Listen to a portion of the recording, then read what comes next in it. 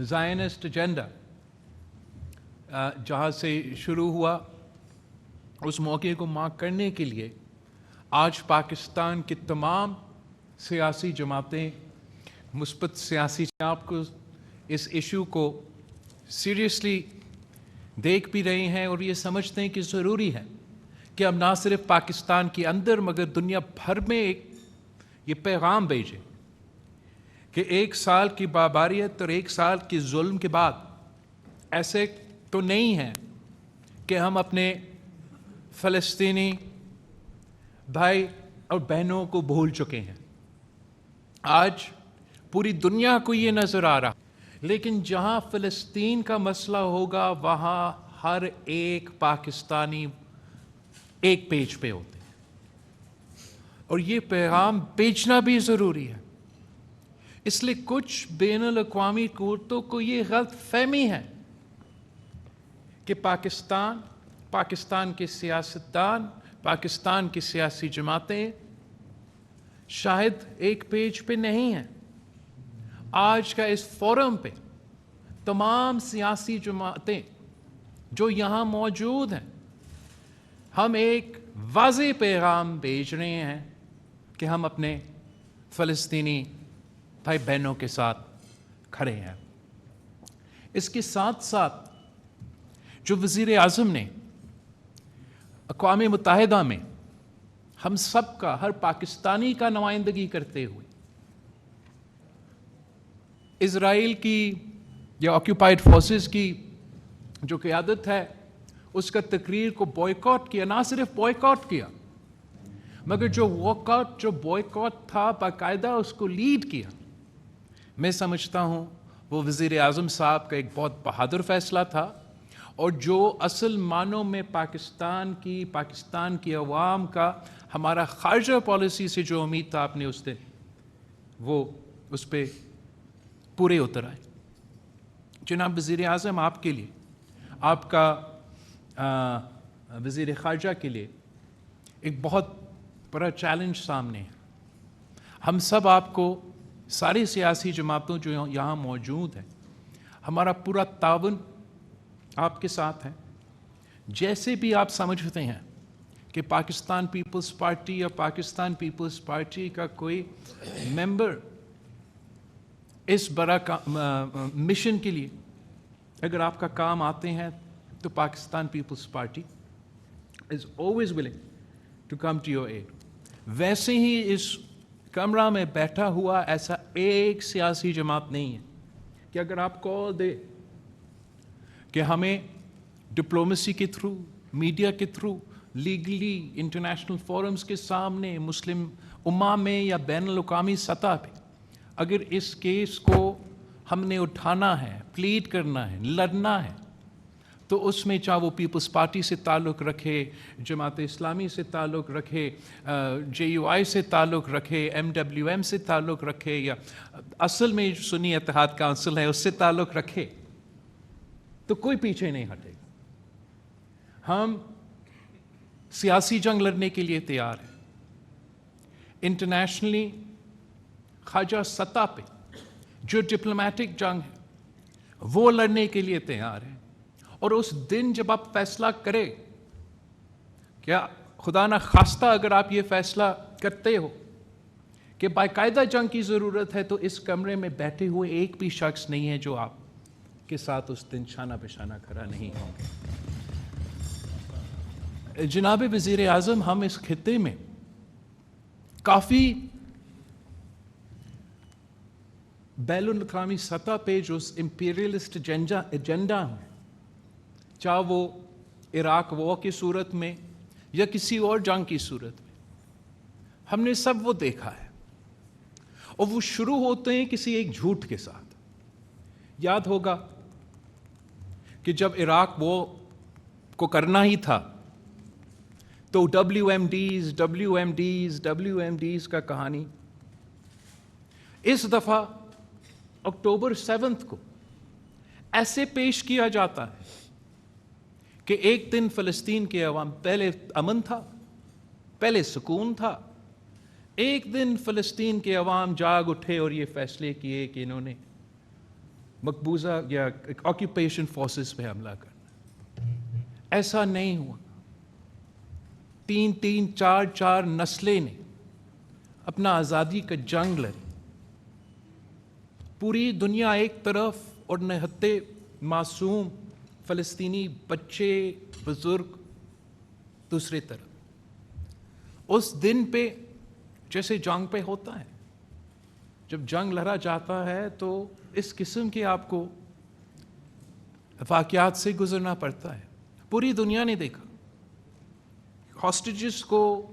ایک بہت بڑا ایشو بنا دیا گیا، اور ہم سب چاہتے ہیں کہ کہیں دنیا کے کسی ایک کونے میں ایک بھی ہاسٹیج نہ ہو. لیکن آج جب ہم یہاں بیٹھے ہیں اور ہم کہتے ہیں کہ سارے ہاسٹیجز کو آزاد ہونا چاہیے، تو اس کا مطلب یہ کہ اکتوبر 7 کے بعد جو ہاسٹیجز ہے چلے وہ بھی،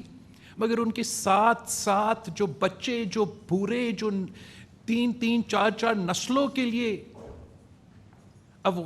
اسرائیلی ریاست نے یرغمال رکھ کے ان کے جیلز میں ان بچوں کے ساتھ اور ان قیدین کے ساتھ جو ظلم کر رہے ہیں، تو جہاں ہاسٹیجز کی بات ہو تو ان کا بھی بات اور ان کا بھی ذکر کریں. اور اگر اکتوبر 7 کے بعد جو اسرائیل کی ظلم ہے اس کے پیچھے ان کی ذہن میں کوئی ایسا خواہش ہے کہ انہوں نے ہاسٹیجز کو آزاد کرنا ہے، تو میں پوچھتا ہوں کہ آج تک انہوں نے کتنے اپنے اسرائیل کے ہاسٹیجز بطور ان کے آزاد کیے، اور ان کے حملے کی وجہ سے کتنے اسرائیل کا سو کال ہاسٹیجز کو ان کے اپنے بم دھماکے میں وہ فوت ہوئے. میں پوچھتا ہوں کہ اگر آج بھی یہ جنگ کے پیچھے وہ اکتوبر 7 کے ہاسٹیجز ہیں، تو ہمیں بتایا جائے کہ کتنے ہاسٹیجز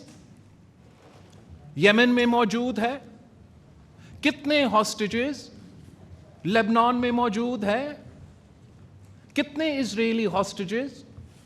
ایران میں موجود ہے.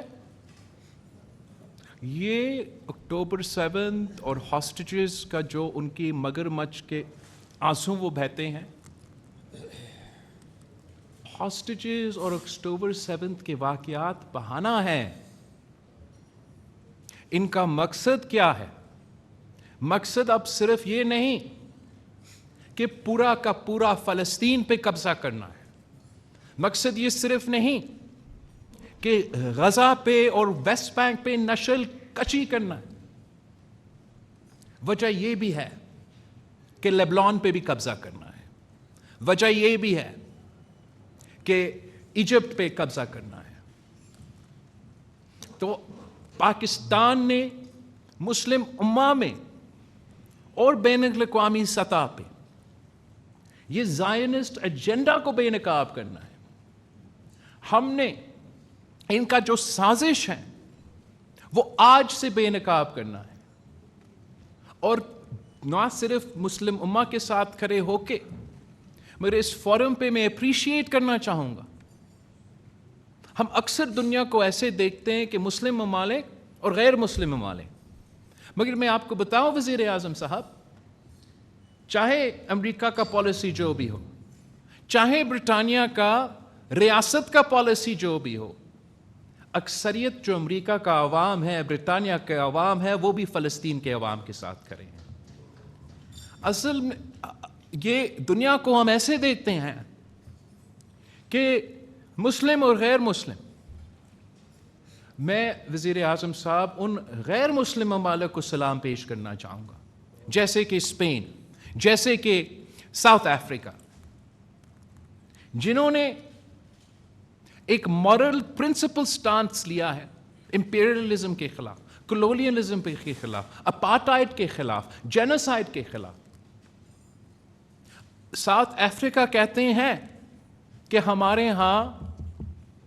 اپارٹائڈ تھا. ہمیں پتہ ہے کہ اگر دنیا میں کہیں اپارٹائڈ ہو رہا ہے، اور وہ آپ کے فلسطین کے بھائیوں اور بہنوں کے ساتھ کھڑے ہیں. میں آج وزیر اعظم پاکستان اور صدر پاکستان کا شکر گزار ہوں